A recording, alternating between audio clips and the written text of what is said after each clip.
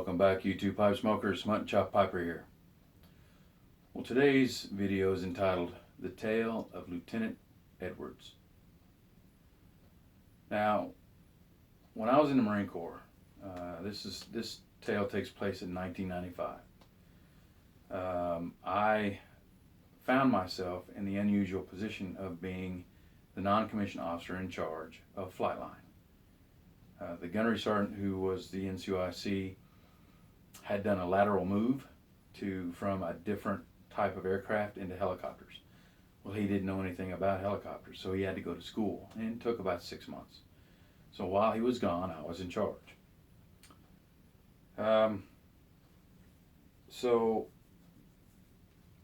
one morning I came into work, went into my office, and the sergeant major was sitting in my office waiting for me. Now, the sergeant major is the highest ranking enlisted man in a squadron or in the group. You know, he's the highest ranking enlisted man. So I sat down. He said, "We need to talk." I said, "Okay." Well, about that time, the phone rang, and I picked it up and said, "Staff Sergeant Chief speaking." He said, "This is Gunnery Sergeant Bradford over here, Geiger. You have a Lance Corporal Edwards working for you?" I said, "Yes, I do." He goes, "Well, he came over to our platoon last night, and he impersonated a lieutenant, and I want him to go. I want him to be charged with impersonating an officer, and I want him to go to office hours." Now, office hours is sort of like court, except it's in front of the CO and a couple other people, witnesses, but it's sort of like the court system.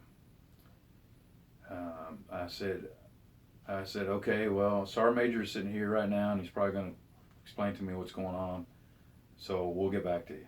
He goes, "Well, I just want to make sure you know that I want him prosecuted. I want him to go to office hours." I said, "I understand that." I said, "Thanks for calling. We'll give you a call back and let you know what's going on." Hung up with him, started talking to Sergeant Major.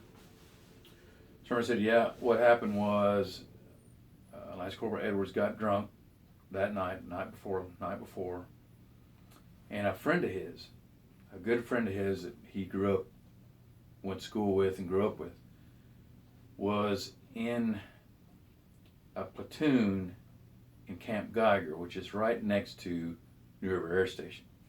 Now, once you leave boot camp, you then go to Camp Geiger for further ground training. You are basically out of boot camp, but the place you go is sort of like boot camp too. You don't really have a lot of freedoms. You can, you go through your classes and go through training, and then you may be able to go to the PX every once in a while. But at 10 o'clock, lights are out, and you have to be in your bed asleep. Well, about 1 o'clock, here comes Lance Corporal Edwards, rolls into this barracks, and there's a guard there in the front. And he says, "I need to talk to PFC Johnson." And he said, "I'm sorry, but PFC Johnson is in bed and we're not going to get him up." He goes, "Look, do you know who I am? I am Lieutenant Edwards, and I need to speak to this Marine. He's done something, and I need to talk to him about it." So, "What has he done?" He goes, I can't tell you that. It's between me and PFC Johnson." So this went back and forth for a while, and then eventually Edwards knew that he was cornered, so he started to back up toward the door. Well, they held him, made him pull out his ID, and sure enough, it said Lance Corporal. So they took all his information down and sent him back to the barracks. I said, "Okay." I said, "Well, what do you want to do?" He said, now this is Sergeant Major again.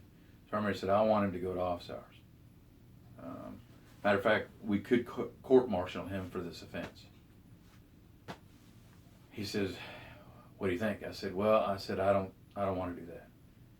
He said, "Why?" I said, "Well, because he's worth saving. He made a mistake. No one got hurt. So I don't feel that's necessary. He said, well, I disagree with you, and I'm sure the gunny's going to disagree with you. I said, well, then you got to ask yourself one question. Who's in charge of this Marine? You or me? Sergeant said, you are, so I hope you know what you're doing. I said, okay. So he left. There was another Marine that came in and asked me what I wanted to do. I said, well, tell Edwards to get over here. So I'm at my desk. He comes in, pops to attention, says, Lance Corporal Edwards reporting for as ordered, sir. I said, okay, Edwards, explain to me what you did. So he explained exactly what Sergeant Major explained. Now I'm not going to raise my voice on this video, but I pretty much let him have it. I told him, I said, do you realize that what offense you have committed? He said, no, Staff Sergeant. I said, you have committed impersonating an officer. That is a court-martial offense. That's brig time. That's bad conduct discharge. You're ruined. For what? Because you were impatient and wanted to see your friend at 1 o'clock in the morning while you were drunk? I said, how stupid is that? He agreed. He said, pretty stupid, or Staff Sergeant. I said, yeah, real stupid. I said, you know the gunny over in Geiger? He wants you to be brought up on charges. Sergeant Major, he wants you to be brought up on charges. So what do you think I ought to do? I've got the Sergeant Major and I got this gunny breathing down my neck. You think I should charge you? And he stood there. Because he knew I should charge him. And he was this close to crying, I could tell. I said, well, I'll tell you what. He said, you're going to pay for what you've done. But I'm not going to put you through office hours. And I'm not going to make you an example and charge you with any offense. But you're going to pay. You could tell he was relieved. So what I had him do was, for his punishment, is I told him that at 5 o'clock, our hours were from 7 in the morning, 5 o'clock at night. I said, at 5 o'clock you go over and get something to eat at the mess hall. You get back here. And for 2 hours a night, for 30 days, you're gonna be doing the worst, pardon my English, worst shit jobs that I can come up with for 30 days. And that's what I did. I had him, he got a lot of crap done, a lot of stuff done that we needed done that I didn't have the time to get done, but he got it all done. At the end of the 30 days, I pulled him back in. I said, now,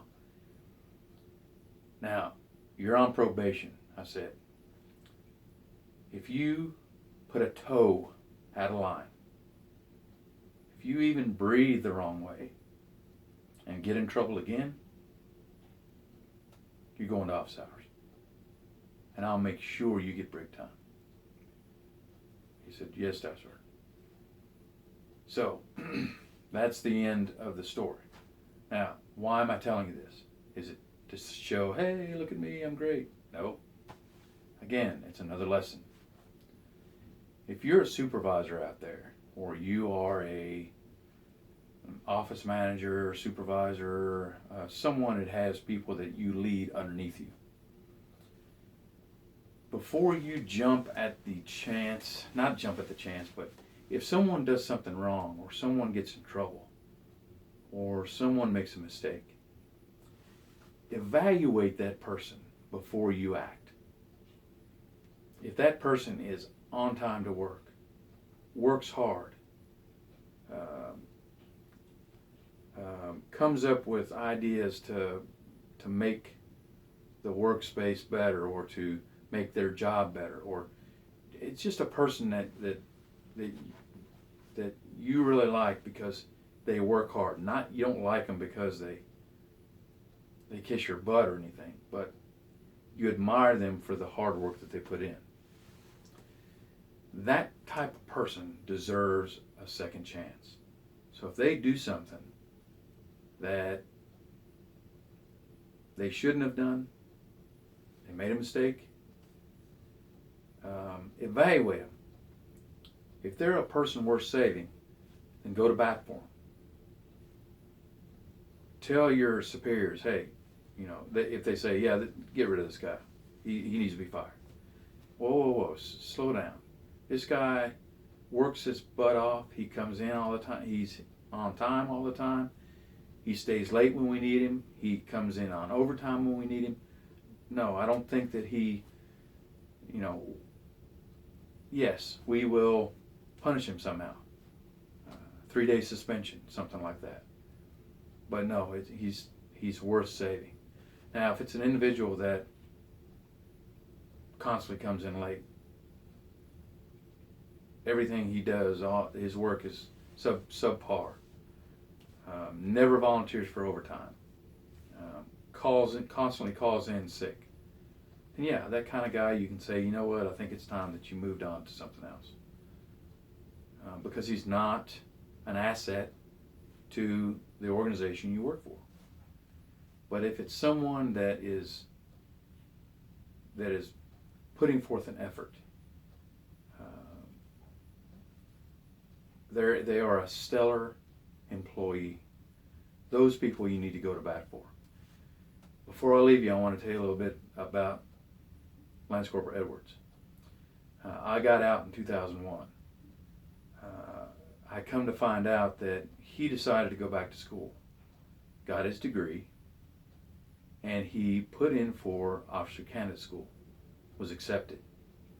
Today, he is a major. I think he's a major in the Marine Corps. Now, if I had let the gunny and the sergeant major sway me and ruined his career just because I wanted to, or just because I could, he probably would have gone to the brig and then given a bad conduct discharge. And he'd be ruined. No telling where he'd be today. But because I had faith in this man, that I knew that he would, that he was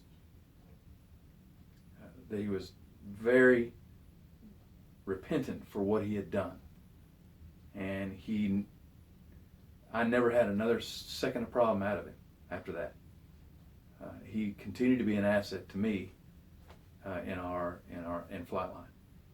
And he ended up being an officer in the Marine Corps. All because I felt that he was someone worth saving. Someone worth saying, hey, you made a mistake. We're going to punish you for it, but we're not going to ruin you for it. So the next time you come into this kind of situation, kind of stop and think. Evaluate the person before you make a decision that may ruin that person for the rest of his life. Well, that's it for this video. I hope you enjoyed it. I hope you learned something.